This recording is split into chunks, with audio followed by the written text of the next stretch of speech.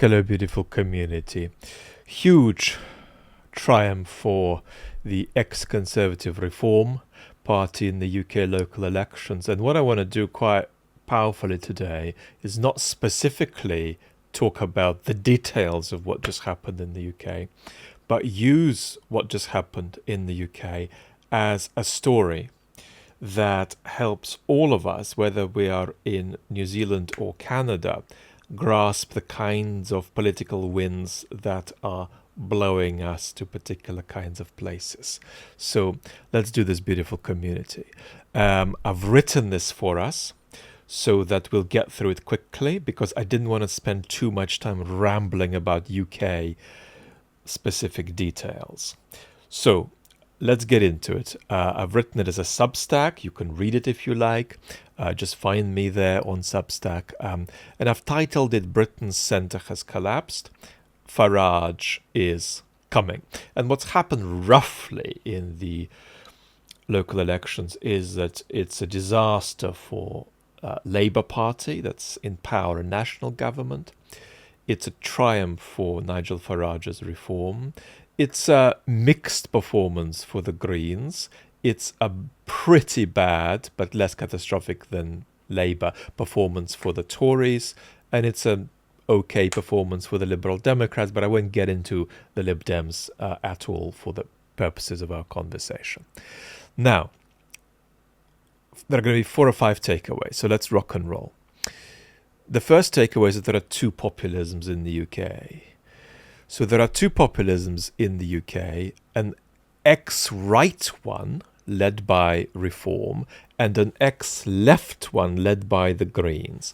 Both are amateurish, but both will, for better or worse, for worse with Nigel Farage, professionalise by the 2030s. The 2 populisms share one thing in common, and that's that both expand the range of questions that feel legitimate to ask. Both stand in a kind of revolutionary relationship to technocratic consensus politics, which currently holds power but is also being swept away by history. The Greens centre rich versus poor, and Reform centres who is a legitimate member of this society and who is not. But there are 3 key differences between them. One about inclusion, one about institutionalism, and one about resonance. Green populism in the UK is non-exclusionary. It wishes to expand the circle of political inclusion. Reform populism is majoritarian. It rejects not only hyper-identity politics, which is a good thing to reject, but it also rejects the inclusion of minorities, which is a terrible thing to reject. Now, green populism is institutionally ambivalent. It's not clear how far it wishes to maintain or supplement or smash democratic institutions. But I anticipate that by the 2030s, the UK Greens, unless they conceive of themselves as a primarily climate-driven party, and they're not doing that now, they're thinking of themselves as a left populist party, and if they continue thinking of themselves as a left populist party, they will settle into a more pro-institutional shape in the 2030s, I anticipate. Now, meanwhile, Reform is anti-institutional, and I won't argue this now, beautiful community, but Reform's commitment to its own political success is greater than its commitment to the sustenance of counter-majoritarian checks and balances that keep you and I free as democratic citizens. And so in this respect, Reform is part of this global wash of might is right monarchist ideology. The last difference is that green populism is not truly national. Perhaps that's not the right term, but I want to say that Reform populism is truly national, because Reform resonates with a wide cross-section of the population and has a kind of grasp on the country's unconscious, the way Trump has had a grasp on the country's unconscious in the United States. And so you can naturally imagine Nigel Farage as the next Prime Minister if you are knowledgeable about UK politics, but it's almost inconceivable to imagine Zach Polansky or another Green Party leader as next Prime Minister. The second takeaway is very important for all of us, whether you are in New Zealand or Canada, and it's called the demonization of leadership. So this is an attitude that is basically unavailable, inconceivable 20 years ago in the West. So right now, a large minority of British citizens perceive Keir Starmer as evil. Keir Starmer is not evil. He is the wrong guy in the wrong job, but he is, outside of politics, a very decent guy. But a large minority of Brits genuinely perceive him as evil. And it's very important to reconstruct this sentiment properly. Because this is not people feeling he is inadequate or disappointing or excessively cautious, that he is, but evil. And so to perceive a politician as evil is to perceive them as a traitor who systematically ignores or deprioritizes the interests of the people. So the psychology is, you got hired to work for me, you're working against me. Alarm bells. Now, you might be working for somebody else, and here you can insert a kind of conspiratorial placeholder, but you're definitely not working for me. And disfavoring the people you're supposed to represent is worse than being corrupt. It is evil. I'm not endorsing that, obviously. I'm reconstructing that psychology. Here is the third point, which is about the corruption of the ex-conservative, anti-democratic shits, like reform. Now, a consequence of what we've just said above, and this is my third takeaway, is a fact that centrist technocrats find it difficult to absorb because it violates their assumption about the normal operation of politics. Citizens who want to punish centrist technocracy don't particularly care if the authoritarian populists they turn to are more corrupt and less ethically adequate than the centrist politicians they want to kick out. We discussed this very briefly, I think, in my chat with the Mooch on the main channel. So it's still really important to demonstrate this to them factually. So you say, here is something disgraceful that Nigel Farage might have got up to, but it will be a bit like sort of blowing against the wind. Therefore, the corruption that somebody like Farage would need to be caught up in to disable their political career is gargantuan compared with the corruption that would actually sink a centrist politician. Takeaway 4, the collapse of the first-past-the-post electoral system. Now, British politics has Europeanized without Europeanizing its electoral system. 5 or 6, depending on which part of the country you're talking about, political parties are now being processed by a first-past-the-post system that's designed for 2. Now, over time, I think Labour, Lib Dems and Greens may form a cluster, and Reform, Tories and whoever else might also form a cluster on the left and the right, on the ex-left or the ex-right, however you want to put it. But it's vital that we understand that electoral reform will not by itself stabilize UK politics. I wrote a social media post a few years ago. I said, Rishi Sunak's government will fail, Labour will come to power and fail. A few years later, electoral reform might be tried. That won't fix the system and authoritarians will circle power. We're on that trajectory. Now, electoral reform can only be really helpful if it is packaged together with a national project, one in which electoral reform is part of 5 or 10 big political moves to reset the country in a way that goes far beyond Keir Starmer's project of renewal that now, quite frankly, appears to citizens, for better or worse, as gaslighting. Last section, Keir Starmer's political demise. Now, despite their large majority, I made the case before the 2024 election that Labour would fail, and Keir Starmer never looked likely to finish out his term. And that's all the more true today. Keir Starmer is going to have to go at some point. As far as I know, nobody except my channels have gone on about the neurodivergence of the UK Prime Minister, but I'm going to leave the labels aside and just focus on traits. Now, it's very important that Starmer feels a deep, almost punishing sense of responsibility for his decisions and mistakes. He's the precise opposite of a Farage or a Boris Johnson or a Trump in this sense. These are folks who have constitutively zero sense of responsibility. It's almost like with these folks, and in that sense, actually, Johnson is the most extreme.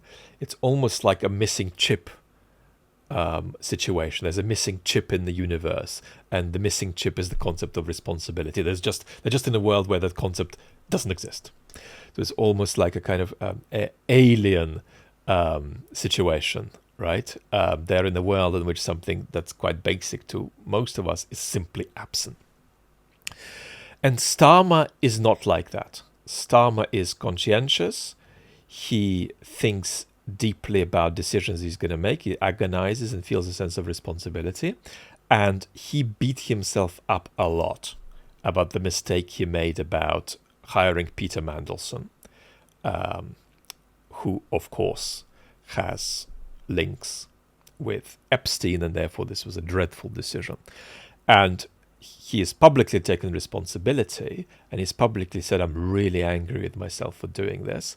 And most people think, oh, that's Keir just saying it because he's done something really, really stupid and he needs to excuse himself. No, he's actually beside himself about, how he got this wrong, and he's really been lying awake, beating himself up about it. Now, that doesn't make him a great prime minister, because you want a prime minister who doesn't make this mistake and sees the big picture clearly to not make this mistake. But you also make no mistake. Keir Starmer lies in bed and excessively beats himself up for mistakes he has made. Starmer is also not self-aggrandizing. He wants to go around fixing stuff and delivering incremental progress, and he has a kind of a clean decency about him once you abstract away his political role. And he is very ethically motivated. He is motivated by transparent and decent ethical values. Some people close to me have spent time with Starmer. I've never met Starmer.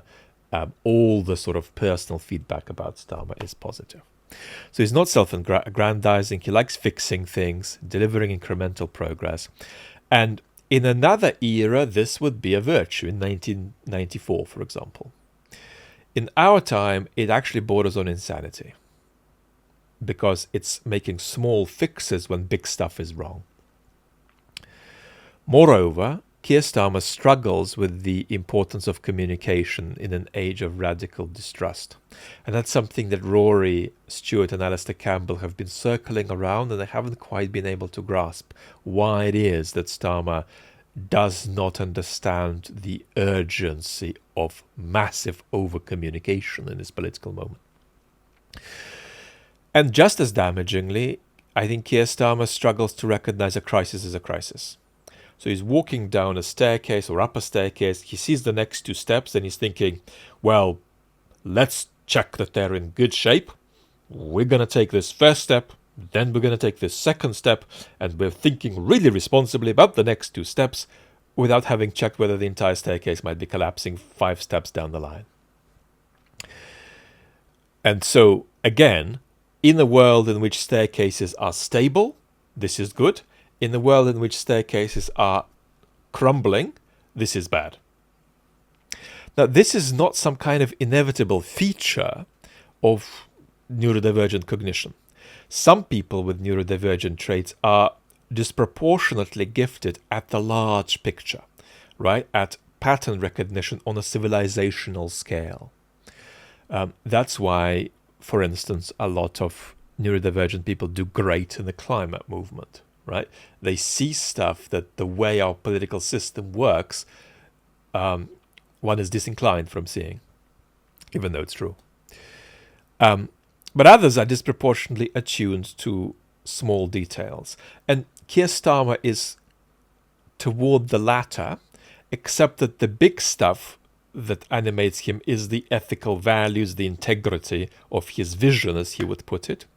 But it's that ethical big picture commitment is backed up by a practical understanding of the world in small steps, and that's a problem. So in an age of low polarization, any cabinet would greatly benefit from having Keir in a senior position. But we're in an age of cascading distrust, and Starmer's metronomic political instincts, we're going to do this, we're going to do that, we're going to do this other thing, lands not as reassurance, which it might be in 1994, but as danger in 2026. And to round us off, I want us to show something that actually could have been filmed by Werner Herzog. So what's happened is that Keir Starmer has responded to the catastrophic election results by hiring Harriet Harman as advisor on women and girls, and hiring Gordon Brown, the ex-UK Prime Minister, as a special envoy on global finance and cooperation. And they are both decent people, but this video we're going to watch, you should see like this. I've got a huge leak coming from the floor above me, but guys, I'm bringing on the right people onto my team. You know, I'm sitting around here, I've got a philosopher of logic, I've got a classical philosopher, and I've got a moral philosopher. They're great, but you've got a leak. How is that going to fix it? Well, look, they're great, and they bring a diversity of perspective. You know, one usually gets published by Princeton University Press, another usually gets published by Cambridge University Press, and the third usually gets published by Oxford University Press. So I've really brought in, you know, the right people. But your ceiling is leaking. And so what we've got here is two political figures who are solid and decent from another age that really have little to do with anything remotely like fixing the current problems that Starmer is facing in the current age, and he's brought them on board, and that's his initial response to the electoral calamity he has suffered. So it looks like some kind of otherworldly Herzogian poetic evasion of reality. So let's watch it together and understand that we're not knocking the people in there. You know, Gordon Brown is a wonderfully decent and intelligent man.